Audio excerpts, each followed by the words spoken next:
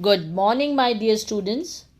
Today in economics, we are going to continue the same chapter, that is money and credit. Children, in our previous lecture, we have studied about the money as a medium of exchange, then modern forms of money and loan activities of bank. In the loan activities of bank, we have studied how bank use the major portion of deposits with them to extend loans. As there is a huge demand for loans for various economic activities, the bank make use of the deposits with them to meet the loan requirements. In this way, the bank mediate between the depositor and the borrowers. Banks charge higher interest rate on the loans than what they pay on the deposits. Children, we have studied the difference between rate interest charged from the borrowers and what is paid to the depositor is thus the main source of income for the banks. And today we are going to study about the two different credit situations. Now, children, let's start with terms of credit. Every loan agreement specifies an interest rate which the borrower must pay to the lender along with the repayment of the principal. Now, children, what is terms of credit? Terms of credit is a set of conditions under which a loan is given. It may include method of payment, rate of interest, duration of credit, and other related conditions. Interest rates, collateral, documentation requirement, and the mode of repayment together comprises the terms of credit. The terms of credit may vary according to the nature of the lender and the borrower. Once again, listen this children. Terms of credit: interest rate, collateral, documentation requirement, and the mode of repayment together comprises what is called terms of credit. Children, these terms vary substantially from one credit arrangement to another. They may vary depending on the nature of the lender and the borrower.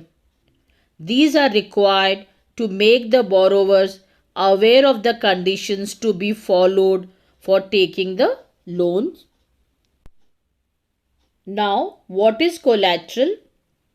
Children, collateral is an asset that the borrower owns, such as land, building, vehicles, livestock, deposits with the bank, and uses this as a guarantee to a lender until the loan is repaid.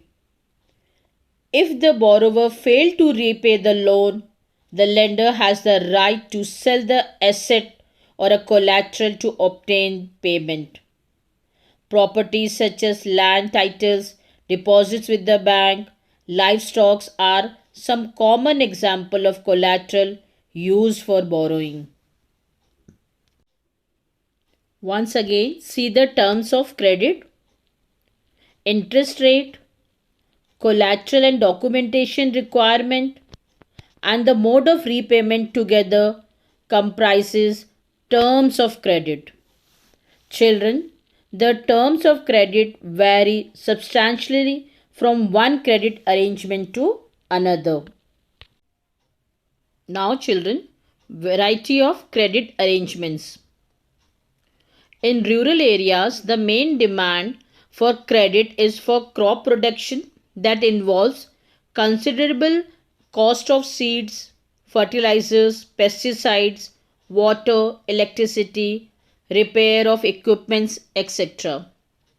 Now let's see different types of credit arrangements in villages.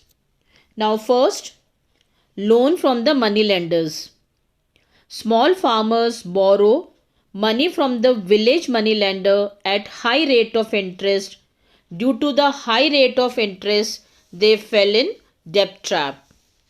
Then the second, loan from the traders. Farmers get loans from agricultural traders at a lower rate of interest. The traders also get the promise of the farmers to sell their crop to him. In this way, traders ensures that the money is repaid. Besides making profit, he buys the crops from farmer at a low price and sell it later when the price is high. Then, loan from banks. Children, medium and large farmers take bank loan for the cultivation at very low interest rate and at easy repayment terms. Banks also provide other facilities to such borrowers. Then, loan from employers. Landless agricultural laborers and the workers depend on their employer for loan. The landowner may charge interest rate up to 5% per month, and in lieu of loan, they work for the landowners. Then, loan from the cooperatives. Loans to members of cooperative societies can be provided for the purchase of agricultural implements, cultivation and agricultural trade, fisheries, construction of houses and other expenses. An example of loan taken from a cooperative is Krishak Cooperative is a cooperative that functions in a village near Sonpur. It has 2,300 farmers as members. It accepts deposit from its members. With these deposits as collateral security, the cooperative has obtained a large loan from the bank. These funds are used to provide loans to the members. Now, different sectors of credit arrangements. Children, just now we have seen in the previous slides that the people obtain loans from various sources. The various types of loans can be conveniently grouped as formal sector loans and informal sector loans. Among the formal sector loans, it includes banks and cooperatives. The informal lender includes money lenders, traders, employers, relatives, friends, etc. Formal sources of credit. Children, commercial banks, cooperative societies, regional rural banks constitutes the formal sector of credit. The Reserve Bank of India supervises the functioning of formal sources of loan. They collect low rate of interest as compared to informal sources of credit. They follow some well-defined rules and procedures. Children, now let's see the advantages of formal sources of credit. First, low rate of interest. Adopt judicious policy to recovery of loan. Grants loan only for the productive purposes and chances of falling in debt trap is less. Then it helps the borrower for effective utilization of loan amount and promote the development. And interest rate is fixed considering the prevailing market and economic condition, and therefore the risk of borrower are less. But it has some limitations also, such as it grants only secured loan. So the people without proper collateral cannot borrow. Then long process and high documentation. Less autonomy in utilization of fund. Then difficult to get loan to meet small financial needs. It grants loan only for the projects that are productive in their eyes, and located at far from the borrowers, particularly in the rural areas. Now, informal sources of credit. The informal lender includes money lenders, traders, employers, relatives, friends, etc. Children, there is no organization which supervises the credit activities of lender in the informal sectors. They can lend at whatever interest rate they choose. There is no one to stop them from using unfair means to get their money back. Compared to the formal lenders, most of the informal lenders charge much higher interest on loans. Thus, the cost of the borrower of the informal loans is much higher. Advantages of informal sources of credit. First, it is very easy to get the instant credit because the process is very easy. Then no or less documentation. Third, full or high level of autonomy in the utilization of funds. Fourth, free to fix the loan amount and time and mode of repayment. And loans are granted to meet all kinds of financial needs. Then the advantages or the limitations are: first, they charge very high rate of interest. Then undue and unnecessary interference in utilization of funds. Then unjust and unethical means of recovery of loan if the borrower fails to repay, and mostly grants loan for unproductive purposes, which is detrimental to the interest of the borrower as well as the economy. Now children, let's see the role of Reserve Bank of India in the formal sector. The Reserve Bank of India supervises the functioning of formal sources of loan.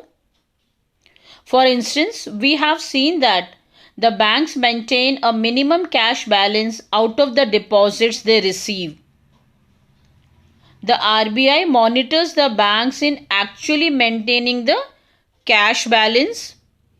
Similarly, RBI sees that the bank give loans not just to profit-making businesses and traders but also to a small cultivators, small-scale industries, to small borrowers, etc.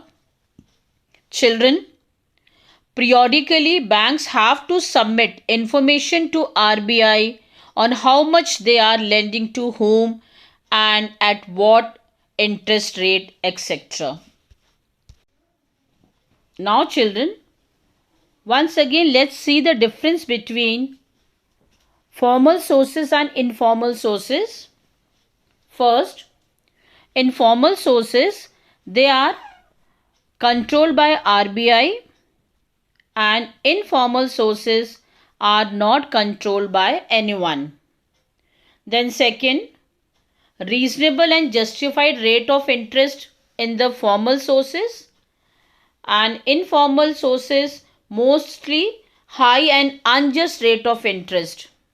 Third, in the formal sources they grant the loan for the productive purposes only, and in informal sources they grant the loan for any purposes. More documentation are required or proper documentation are required in the formal sources, and no or less documentation required in the informal sources. Then legal proceedings followed to recover the loan amount if the borrower failed to repay. This is done in the formal sources, and in the informal sources lenders take any measures to recover loan if the borrower fails to repay. Now, why small farmers borrow from informal sectors. The first one, hesitation to go to the bank. Second, illiteracy. Third, lack of awareness. Fourth, lack of collateral. Children, getting a loan from a bank is much more difficult than taking a loan from the informal sources because bank loans require proper documentation and collateral. Most of the poor people does not possess anything to offer as a collateral. Then the formal sources provide loan only for productive purposes, whereas the informal sources provide credit for productive and non-productive purposes. Then banks are not present everywhere in the rural India, whereas the informal sources are easily available in the villages. Then the method of business of formal sources are very complex, whereas the informal sources have a very simple way of business. Then easy accessibility to the money lenders. That's all for today, children. Thank you and have a nice day.